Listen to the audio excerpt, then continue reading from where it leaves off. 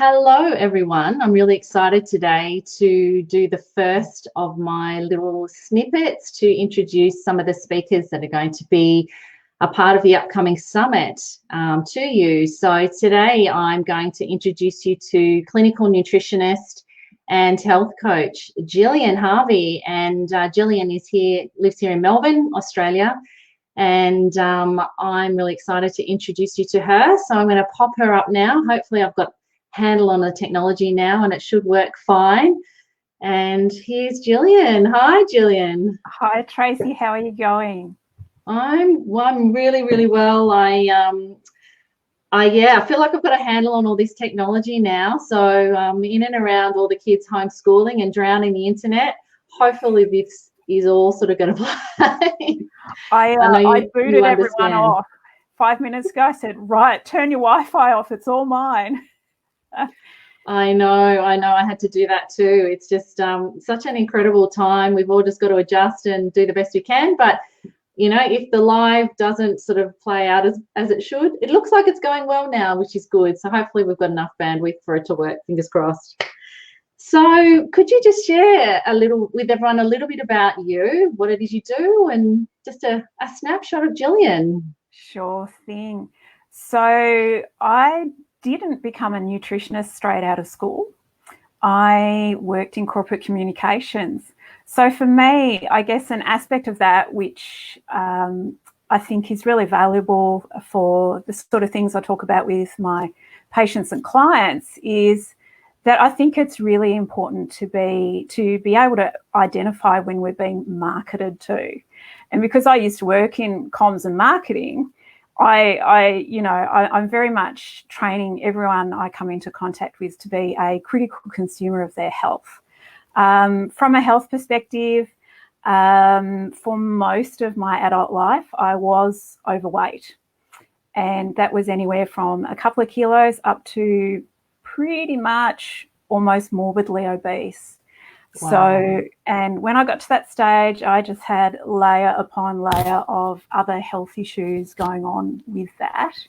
So I guess for me, it's interesting. And I think, you know, there's going to be everyone coming into the low carb lifestyle long weekend, and they're going to all be starting at their own place. And certainly, as we know, in the Instagram world of low carb, you know, it's full of rippling six packs and cold showers. And for someone who's significantly overweight, that's a really confronting thing to go, oh my goodness, how do I get from being 40 kilos overweight to having a six pack? It's almost too much, you know, it's almost incomprehensible how you can skip that. So one thing I'd really want to say to everyone is that we all are starting this journey at our own place. Every single person, your body is unique. You've got all your own things going on. There's hormonal stuff going on for different people. And this is not just women, this is everyone, because insulin is a hormone. So just to give people an idea of a couple of, this is almost leading into, you know, so for me, the place I got to where I felt that my health had really crashed, and the word I'd give that is immunosenescence. So that's a really fascinating word. But so really what that means is normally we'd apply that to a person toward the end of their life. And that's when basically their bodily functions and their immune system all just starts winding down. Now, the thing is, you're in strife if that started to happen to you and you're not even yet theoretically middle-aged, because, you know, average age for an Australian woman is 84 years old. And that was starting to happen to me in my 30s. And certainly by the time I had my daughter in my mid-30s, so I was sort of a late starter, by the time I had her and I breastfed for a couple of years, my body was just screaming at me. It was completely depleted. So, you know, I was then diagnosed with cardiac arrhythmia.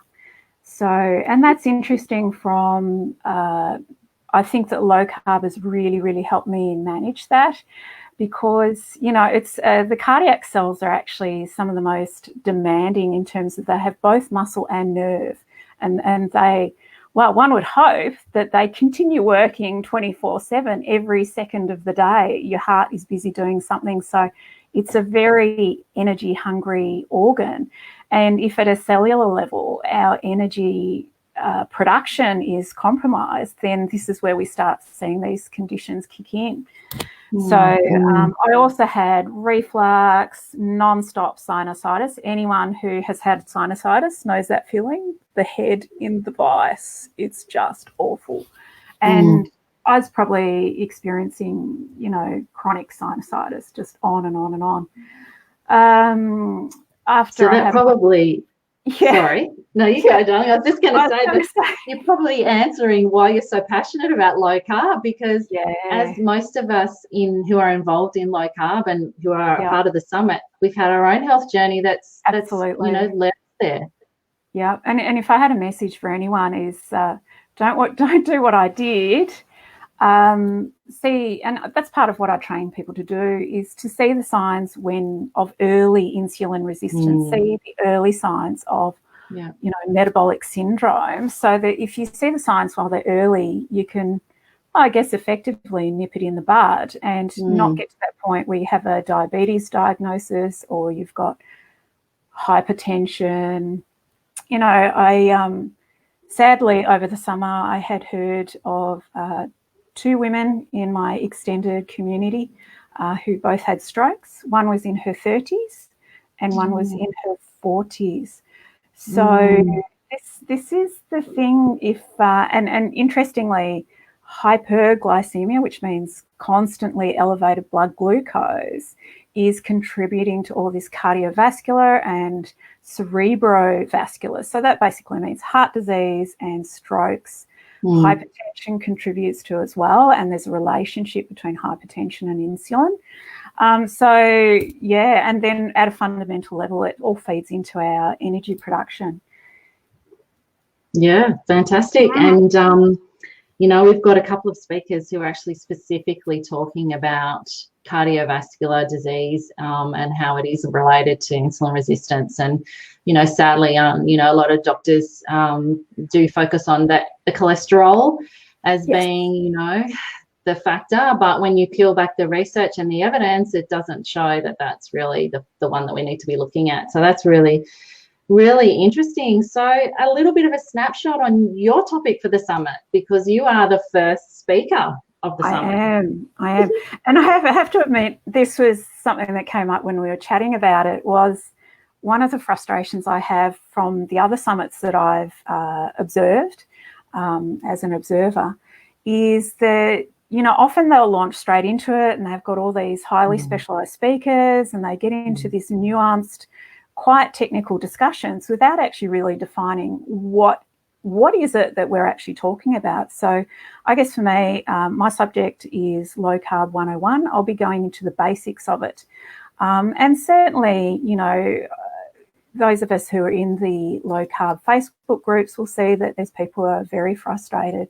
They'll post up a question and then everyone will leap on them and say, that's not low carb. And then they go, freak out, and I'm going to run away from this group. So, really we need to define what is low carb, what the parameters are.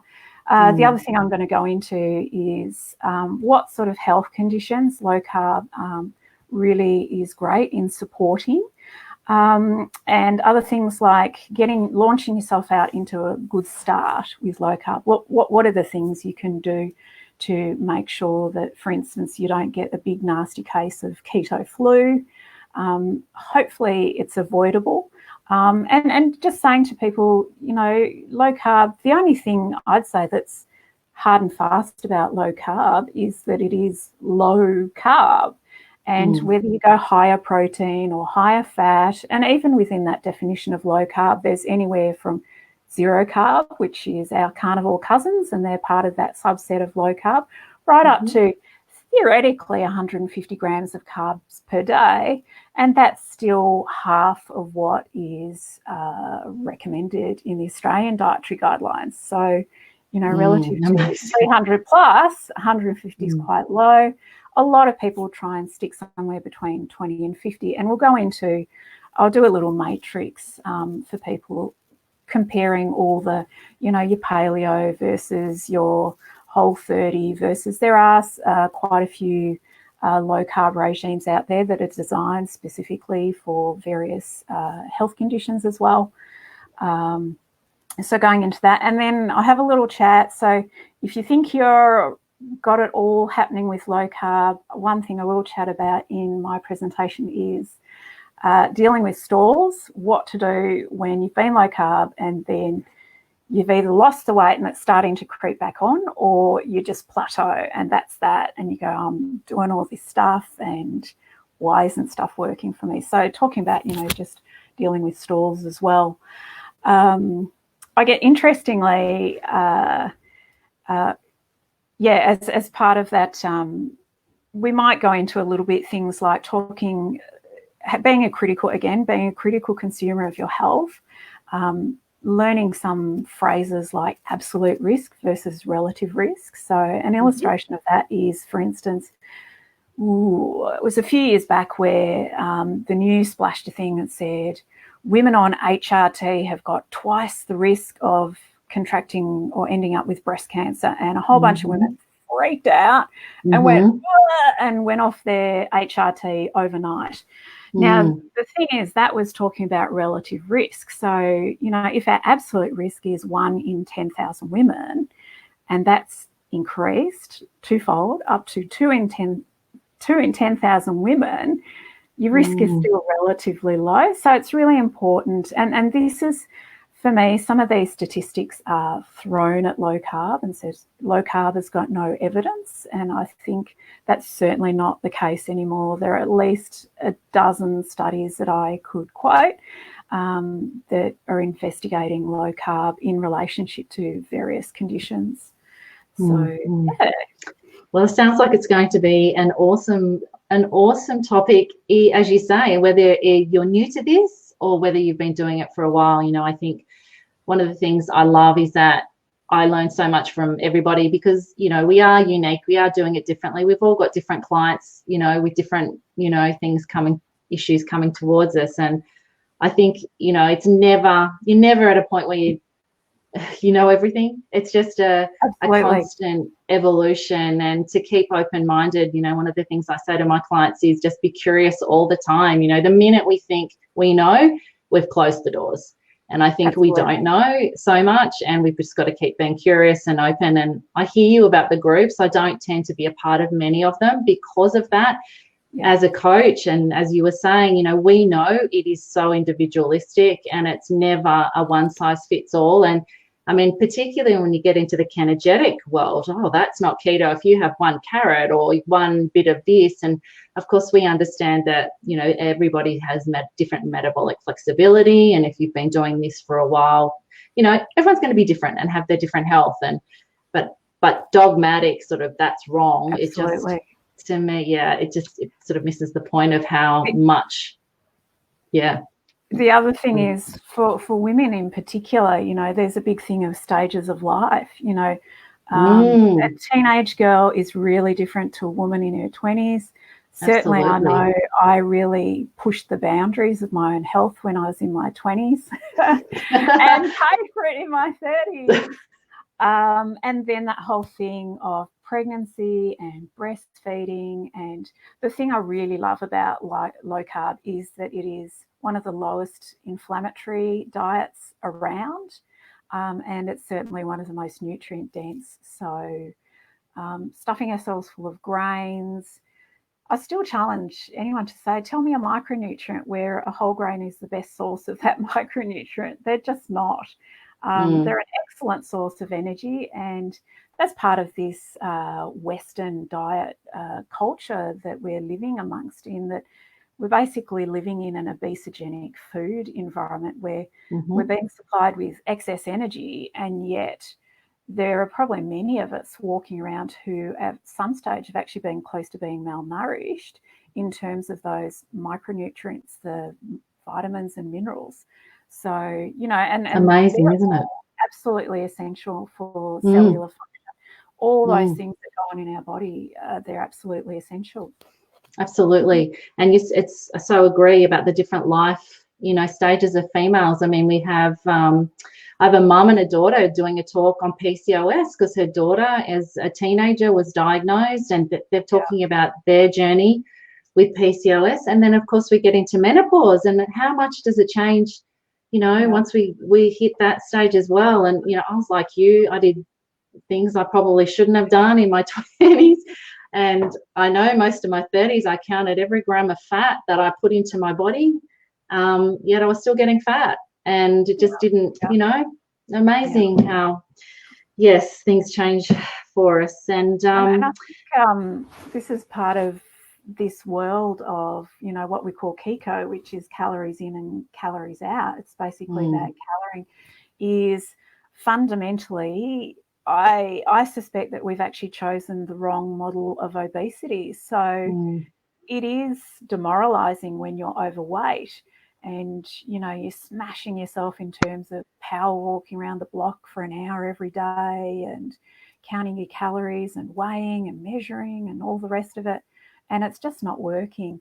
So, in terms of the weight loss methodology under a kiko model, it just doesn't offer people a useful tool in terms of managing their weight. So that's another great thing that's low carb. That's part of the absolutely. low carb. Yeah. Yep, absolutely. So the last question I wanted to ask you, because we don't want to give it all away before the summit, but is a question I get asked a lot. Is low carb sustainable? What's your view on that? So as much as I don't like answering a question with a question, the question I would ask in response to that would be, how sustainable is the alternative? How sustainable is, especially for those of us, like I got to the stage where I was easily 35, maybe even 40 kilos overweight. How sustainable is it to run every day? So how sustainable is it to be running high blood sugar every day? And for those of us, again, I have heard it said that for those who gain the weight, they're actually capable of producing a massive amount of insulin.